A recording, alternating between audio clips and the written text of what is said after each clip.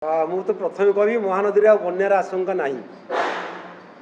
ଯାହା ଆମେ ପରଦିନ ରାତିରେ 30 ତାରିଖ ରାତି 11ଟା ବେଳେ ଯେଉଁ ପାଇଥିଲେ ମୁଣ୍ଡଳୀରେ ପିକ୍ ଫ୍ଲଡ଼ 8,80,000 କ୍ୟୁସେକ୍ସ, ସେଇଟା କମିକି ବର୍ତ୍ତମାନ ଆମେ ପାଉଛେ 6,50,000 କ୍ୟୁସେକ୍ସ। ଆଉ ଆମର ଗୋଟେ ବଡ଼ ବନ୍ୟାରୁ ଆମକୁ ହୀରାକୁଦ ବନ୍ଧ ରକ୍ଷା କଲା। ଆମେ ବହୁତ ଧୈର୍ଯ୍ୟର ସହିତ ହୀରାକୁଦ ବନ୍ଧର ପରିଚାଳନା କରିଛୁ, ଯେଉଁଥିପାଇଁ ଗୋଟେ ତଳମୁଣ୍ଡରେ ବଡ଼ ବନ୍ୟାକୁ ଆମେ ରୋକିଦେଇ ପାରିଲେ। ତେଣୁ ସେଇଟା ବହୁତ ଗୁରୁତ୍ୱପୂର୍ଣ୍ଣ ଆଚିଭମେଣ୍ଟ ଆମର ଡିପାର୍ଟମେଣ୍ଟ ପାଇଁ। ହୀରାକୁଦ ପାଇଁ ଆକ୍ଚୁଆଲି ଏ ବର୍ଷର ଗୋଟେ ବଡ଼ ବନ୍ୟା ଆଶଙ୍କା ଟଳିଗଲା। ଆମେ ଯଦିଓ କିଛି ସମୟ ପାଇଁ ପାଇଥିଲେ ହାଏଷ୍ଟ ପିକ୍ ଫ୍ଲୋ ପାଖାପାଖି 9 ଲକ୍ଷ କ୍ୟୁସେକ୍ସ, ଯେହେତୁ ଆମେ ହୀରାକୁଦର ସମସ୍ତ ଗେଟ୍ ବନ୍ଦ ରଖିଥିଲେ କେବଳ 2ଟି ଗେଟ୍କୁ ଛାଡ଼ି, ତେଣୁ ଆମର ଆଉ ଅଧିକ ବନ୍ୟା ଜଳ ପ୍ରବାହିତ ହେବାର ସମ୍ଭାବନା କମିଯାଇଥିଲା। ଆଉ ତାହା ଗ୍ରାଜୁଆଲି କମିକି ବର୍ତ୍ତମାନ 6.5 ଲକ୍ଷ କ୍ୟୁସେକ୍ସର ଜଳ ପ୍ରବାହିତ ହେଉଛି। ତା ବିଷୟରେ ମୁଁ ହୀରାକୁଦ ବିଷୟରେ କହିବି। ହୀରାକୁଦରେ ବର୍ତ୍ତମାନ ଆମର ଯେଉଁ ଅଛି ଲେବୁଲ୍ ପାଖାପାଖି 625.47 ଫିଟ୍ରେ ଅଛି। ତା ଦେହରେ ଯେଉଁ ଇନଫ୍ଲୋ ବଢ଼ିକି 4.5 ଲକ୍ଷ କ୍ୟୁସେକ୍ସ ପଳାଉଥିଲା, ଯେଉଁଟା ଆମେ ଉପର ମୁଣ୍ଡରୁ ପାଉଥିଲେ, ସେଇଟା କମି ଆସିକି 3,73,000 କ୍ୟୁସେକ୍ସ ବର୍ତ୍ତମାନ ଇନଫ୍ଲୋ ରହିଛି। ତା ଯେଉଁ ଆମେ 22ଟା ଗେଟ୍ କାଲି ଖୋଲିଲେ ପର୍ଯ୍ୟାୟକ୍ରମେ, ସକାଳେ ଖୋଲିଲେ 2ଟା ଥିଲା ଖୋଲା, ତାପରେ 8ଟା ଖୋଲିଲେ, ତାପରେ 2ଟା ଖୋଲିଲେ, ସେମିତି କରି ତାପରେ ଉପରଓଳି 8ଟା ଖୋଲିଲେ, 22ଟା ଗେଟ୍ ଯେଉଁ ଖୋଲିଲେ, ତା ଦ୍ୱାରା ବର୍ତ୍ତମାନ ଆମର 3,85,000 କ୍ୟୁସେକ୍ସ ଜଳ ଆମେ ତଳକୁ ଛାଡ଼ୁଛେ। ତ ଯେତିକି ଜଳ ବର୍ତ୍ତମାନ ଜଳଭଣ୍ଡାରକୁ ପ୍ରବେଶ କରୁଛି, ତାଠାରୁ ଅଧିକ ଜଳ ତଳକୁ ଆମେ ରିଲିଜ୍ କରୁଛେ। ତେଣୁ ହୀରାକୁଦ ବନ୍ଧର ଯେଉଁ ଥିଲା ଷ୍ଟୋରେଜ୍ କାପାସିଟି ଯାହା ରହିଛି 625, ସେଇଟା ଧୀରେ ଧୀରେ କମିବାକୁ ଲାଗିବ। ଆମେ ଆଶା କରୁଛୁ 3 ତାରିଖ ବେଳକୁ ସେଇଟା 618 ଫୁଟ ଲେଭେଲକୁ ଖସି ଆସିଥିବ।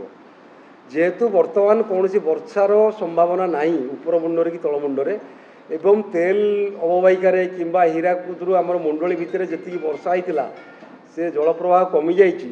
ତେଣୁ ବର୍ତ୍ତମାନ ଆମର ମୁଣ୍ଡଳୀ ତଳକୁ ଆଉ କୌଣସି ବଡ଼ ବନ୍ୟା ହେବାର ସମ୍ଭାବନା ନାହିଁ।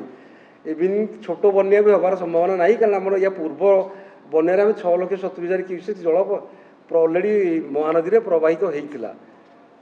এইটা হল আমার মহানদীর সিস্টমর কথা। যাহা জল কালিঠু যাইছি মুন্ডলী পাখু, তার প্রভাবে কিছু তল অঞ্চল যেটা আমি কইলে বিভিন্ন জেলার যেমতি আমার পুরী, খোর্ধা, জগতসিংহপুর আর কেন্দ্রাপড়ার কিছু অঞ্চল ওয়াটর লগিং হব, কিন্তু কৌশি কিছু ব্রিজ এমিতি কিছু বিরাট বন্যার যে প্রভাব সেমিতি কিছু হবার না।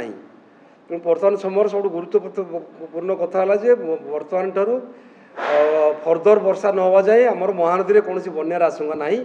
এবং যে বড় বন্যার আশঙ্কা লা তাকে হীরাকুদ বন্ধর সুপরিচালনা দ্বারা এড়াই দিয়া যাই। যেহেতু আমি জুলাই মাসে লে এবং আমি 611 ফুটে লে যেতে আমার আরম্ভ হল লঘুচাপ, সেপাই আম গোটে সুযোগ লা যে উপর মুন্ডর আসিথিবা বর্ষা পাণিকি আমি তলকু ছাড়া না।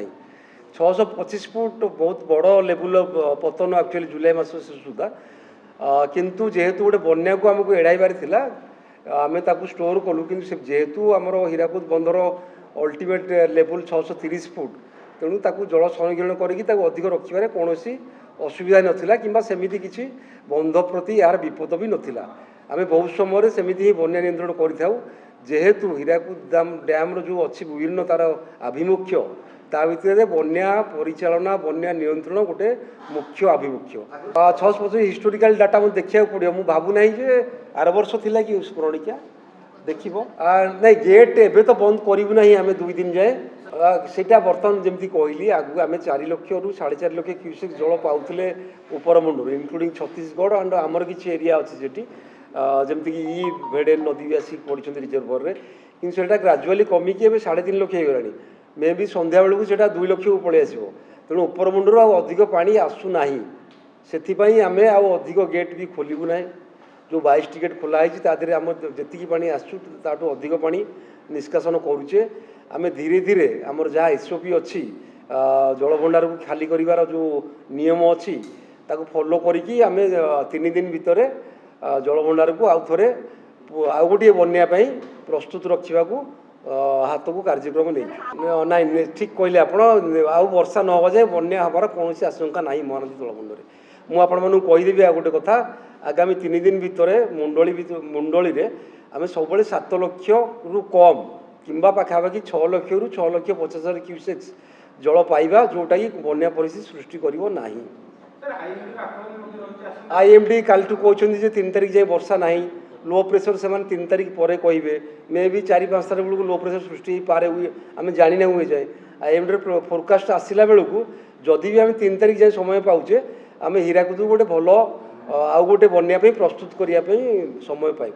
मैक्सिमम 7 लाख तो हम ना 6.5 लाख क्यूसेक्स जल दिने 2 दिन प्रवाहित हम से आहरी कमिज से विषय मुझे आपको कहीदेवी सबू नदी में तो जलपतन कमिला जमी आम बैतरणी आखुआपदार आम मेजरमेंट निए सेठी तो आम देखते 20.4 मीटर जाए बढ़ी जाता जलस्तर तार डेंजर लेवल जमी आगुरी पैसारी 17.83 मीटर कि आज दिन में 17.64 मीटर जलस्तर अच्छी और आहरी भी खसुची तार मुझे कथा सेठी डेंजर लेवल तलू जलस्तर पलि आसला कि मुख्य कथा है जी आमर गोटे विराट से फ्लड आसाला हिस्टोरिकाल तार प्रभाव जो जो अंचल जलमग्न होता सेठू जल बाहर टी समय लगुच अलरेडी किसी जल निष्कासन हो गला धीरे धीरे अवस्था सुधार आउ जो घाई कथा कहले आमर टोटाल जमी का कहली 7टी घाई होती तार आम आकलन करके पठेचु एसआरसी को सी भी आमको पैसा देवे या आम दिने 2 दिन भितर से कम भी आरंभ करदेबू टेम्पोरारी रिस्टोरेशन आम कहूँ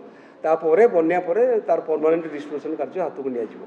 बर्तमान फर्दर फ्लड को फेस करने फर्दर फ्लड जमी घाई आउ कि माने प्रभाव न पकाए तल अंचल आम टेम्पोरारी रिस्टोरेशन कर नेक्स्ट वर्षा पूर्व आम टेम्पोरारी रिस्टोरेशन करदेबू। सेमती शालंदी जो कहते आम भद्रक में बहुत हाई लेवल रोला 18 फुट पाखापाखि 18.8 फुट पाखापाखि जलस्तर 17 फुट जगह से कमिकी आज सका 13.5 फुट पलि आसी अर्थात पाखापाखि 5 ରୁ 6 फुट जल से कमी जाइए तेणु तार डाउनस्ट्रीम रे भी बन्यार प्रभाव कमिज। आमर बुढ़ापड़ तो बहुत तले अच्छी 6 मीटर अच्छी तार डेंजर 8 मीटर गोविंदपुर पाखे सेमती जलकार आमर डेंजर लेवल 6.5 मीटर से 6.4 मीटर अच्छी आउ रेंगाली आम सेफ्रे अच्छु गोटे गेट खोलुचु ता जो जेहेतु आमर इनफ्लो 1500 क्यूमेक थिला बेले आम तलक 2000 क्यूसेक छाड़ुचु आ 2000 क्यूमेक्स कौन बन्या हवार आशंका नहीं ब्राह्मणी में नहीं नहीं सेटा आपण शुणु सब वर्ष ये बाध्य जे आम समस्त नदीबंध को मनसून पूर्व निरीक्षण करूँ आम टीम थाए से तहसिलदार था डिस्ट्रिक्ट एडमिनिस्ट्रेशन लोक था आमर इंजीनियर मान था से सर्टिफाई करती एम्बांकमेंट गुड़ा सेफ अच्छी आगामी वर्षा किंतु जो घाई है आप जो 2-3टा जगह से मुख्य कारण है हिस्टोरिकल रेनफॉल जोटा कि आमर जी आकलन थिला जी वर्षा आमर बंधगुड़ा या ताठू एथर एक्सेप्शनली हाई वर्षा है स्पेसिफिकाली बैतरणी में जमी कहली डेंजर लेवल पर 1.5 मीटर पानी फ्लो कला बहुत जगह एम्बांकमेंट ओवरटॉप करगला घाई हमार मुख्य कारण से जेहेतु प्राकृतिक विपर्य जो आमर रही है आमर नियंत्रण बाहर थिला तेणु गोटे एक्सेप्शनल इनसीडेंट थिला एक्सेप्शनल इवेंट थिला से सब सृष्टि है तथापि आम बहुत जगह बाली बस्ता देकी घाई हबार बंद कर we are on the job आम एबे भी काम कर राति दिन आम जो घाई है लोक मैंने आकलन कर आम दिन 2 दिन भर से घाई गुड़ा टेम्पोरारी रिस्टोरेशन करदेवा चेष्टा करूँ 7 डेज कर टोटाल 7टा आम 6टा रिपोर्ट कर 2टा को गोटे कर 6टा 7टा कही रिपोर्ट 6टा है बिकज 2टा घाई मिसीगला।